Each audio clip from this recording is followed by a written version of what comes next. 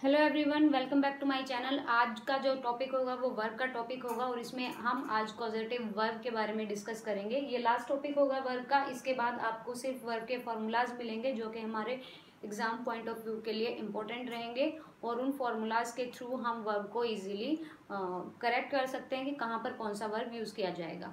तो चलिए स्टार्ट करते हैं आज का अपना टॉपिक। पॉजिटिव वर्ब का मतलब होता है कारण। कोई भी कारण अगर सेंटेंस में दिया गया है, कोई भी रीजन अगर दिया गया है, कॉज का मीनिंग ही कारण होता है, उसमें पॉजिटिव वर्ब कहाँ पे यूज होते हैं और कौन कौन सी पॉजिटिव वर्ब होती हैं उसके बारे में जानेंगे। मैंने यहाँ पे लिखा है हैव, गेट और मेक।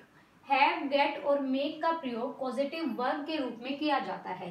कैसे? जैसे ही हेल्प्स द पुअर। अब यहाँ पर कहीं पे हैव, गेट या मेक नहीं है, लेकिन मैंने सिंपल सेंटेंस लिखा है ही हेल्प्स द पुअर। वह गरीबों की मदद करता है। जब सब्जेक्ट ही वर्ब को एक्सपीरियंस करे या सब्जेक्ट ही क्लैरिफाई कर दे वर्ब को, तो क्रिया का फल कर्म पर न पड़कर कर्ता पर पड़ेगा। आपको पता होना चाहिए कि कर्ता को इंग्लिश में हम क्या बोलते हैं। कर्ता होता है काम करने वाला और कर्म होता है जो क्रिया की जा रही है और वर्ब होती है क्रिया। मतलब ऑब्जेक्ट क्या है? कोई भी अगर काम है, लाइक पुअर है, ये ऑब्जेक्ट है, यहाँ पर ये कर्म है। ही जो है वो सब्जेक्ट है, ये कर्ता है। अगर वर्ब ही सब्जेक्ट ही वर्ब को अगर एक्सपीरियंस करे या फिर उसके बारे में आपको क्लैरिफाई करे, तो क्रिया का जो फल होगा, वर्ब का जो इफेक्ट होगा, वो यहाँ ऑब्जेक्ट पर ना इफेक्ट करके सीधा सब्जेक्ट पर पड़े, तो वहां पर पॉजिटिव वर्ब यूज की जाती हैं। ही गॉट कॉट, मतलब ये जो गोट है ना, ये वाला, ये गेट की सेकंड फॉर्म है। ही गोट कोट, वह पकड़ा गया है। अब क्या है कि ये सीधा यहाँ पर अब कोट जो है ये वर्ब की फॉर्म है, ठीक है। कैच की थर्ड फॉर्म होती है कोट, और गोट क्या है? ये गेट की सेकंड या थर्ड फॉर्म होती है। सेकंड और थर्ड दोनों ही गोट होती है गेट की। तो यहाँ पर गेट की जो पास्ट फॉर्म लगाई गई है और got is the third form of the verb.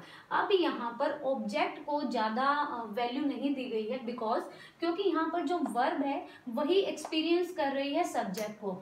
This is the main verb and this is the second और third form of the get. तो यहाँ पर जो वर्ब है, ये वाली जो सब्जेक्ट जो है, सब्जेक्ट ही वर्ब को क्या कर रहा है? एक्सपीरियंस कर रहा है। तो इसका फल क्रिया पर न पड़कर सीधा किस पे पड़ेगा? सब्जेक्ट पे पड़ेगा। यही बोला गया है कि कर्म पर फल न पड़कर कर्ता पर फल पड़े, तो वहां पर पॉजिटिव वर्ब का यूज होता है, वहां पर कारण बताया जाता है। He got caught. अब यहाँ पर कोई ऑब्जेक्ट नहीं है, हमें सीधा सीधा ये पता चल जाता है कि ही के बारे में बात हो रही है, किसी इंसान मतलब कोई पर्सन के बारे में बात हो रही है। वह पकड़ा गया, तो सब्जेक्ट ही क्या कर रहा है? वर्ब को एक्सपीरियंस कर रहा है। आई होप सो आप समझ पाओगे कि what I am trying to say. देखिए, कई बार यह अर्थ निकलता है कि कर्ता किसी कार्य को करता नहीं बल्कि कराता है। लाइक देखो, जैसे कोई भी जैसे स्कूल में लगा लीजिए, ठीक है, पियोन जो है उससे काम कराते हैं, मतलब प्रिंसिपल हो गए, टीचर्स हो गए, जैसे वो अगर उनके लिए पानी लेके आता है, कोई फाइल लेके आता है, तो वहां पर सब्जेक्ट तो टीचर ही इंक्लूड होंगे, लेकिन वो जिससे काम कराएगा वो कौन सा सब्जेक्ट होगा?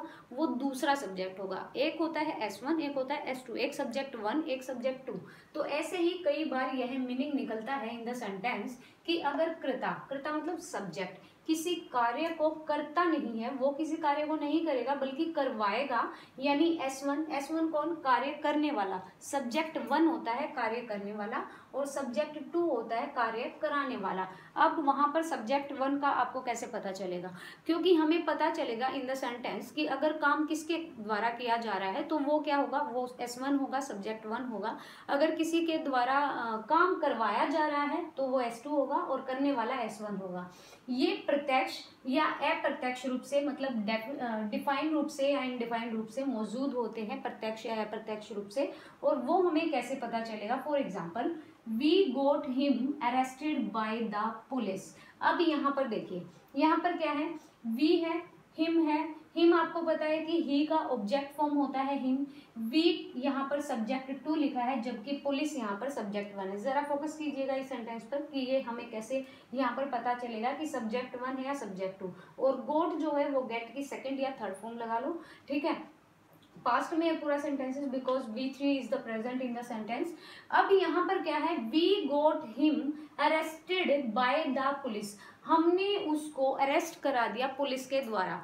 काम किसने किया, पुलिस ने किया, बिकॉज सब्जेक्ट वन क्या होता है, सब्जेक्ट वन होता है कार्य को करने वाला। काम तो पुलिस ने किया, पुलिस ने ही पकड़ा है उसको, अपराधी को, या फिर कोई भी है, कोई पर्सन है, ऑब्जेक्ट है, उसके बारे में बात की जा रही है। तो कार्य किसने किया, पुलिस ने किया, लेकिन करवाया किसने है, वी, मतलब दो या दो से ज्यादा लोग हों तो ये प्लूरल फॉर्म यूज होती है, तो S2 होगा काम यहाँ पे कराने वाला, और S1 होगा पुलिस।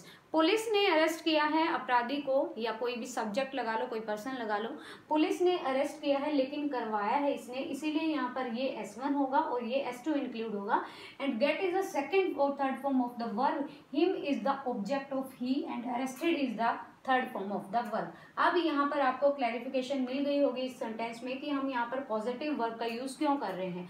पॉजिटिव वर्ब का यूज यही होता है कि कई बार अगर सेंटेंस में कर्ता किसी कार्य को नहीं करता, एज ए सब्जेक्ट अगर कोई काम नहीं कर रहा है, वो काम करवा रहा है, तो S1 क्या होगा, कार्य करने वाला, सब्जेक्ट वन होगा कार्य को करने वाला, एंड सब्जेक्ट टू होगा कार्य को कराने वाला।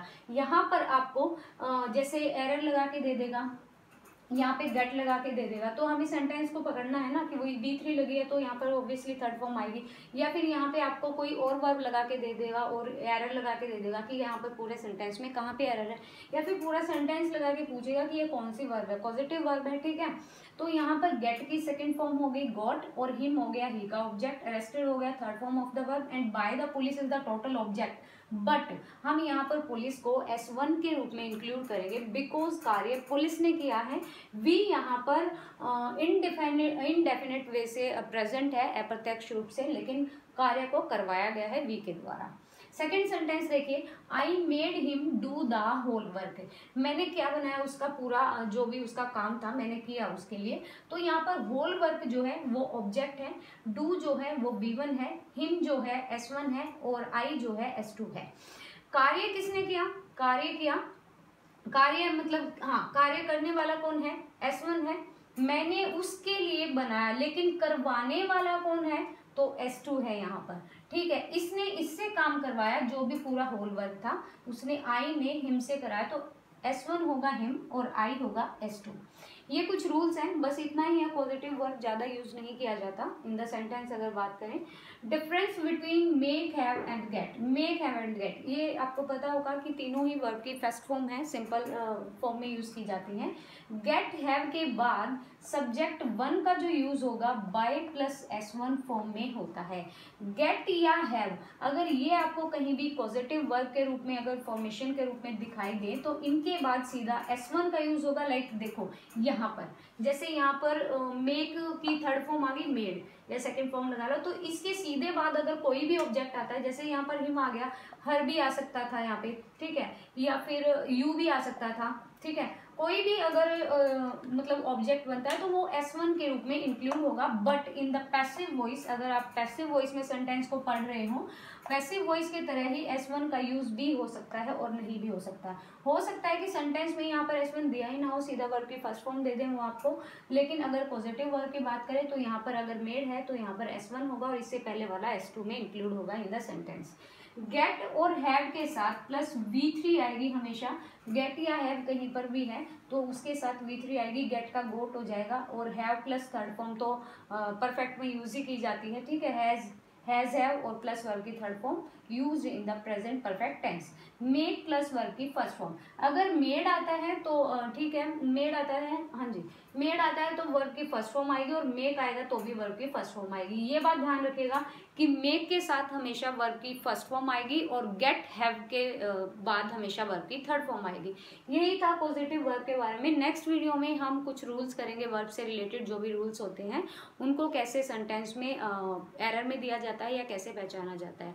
अगर आपको वीडियो अच्छा लगे तो प्लीज़ लाइक करके जाइएगा और चैनल को सब्सक्राइब कीजिएगा, और कमेंट करके बताइएगा कि आपको वीडियो कैसा लगा। So thank you so much, thank you all of you.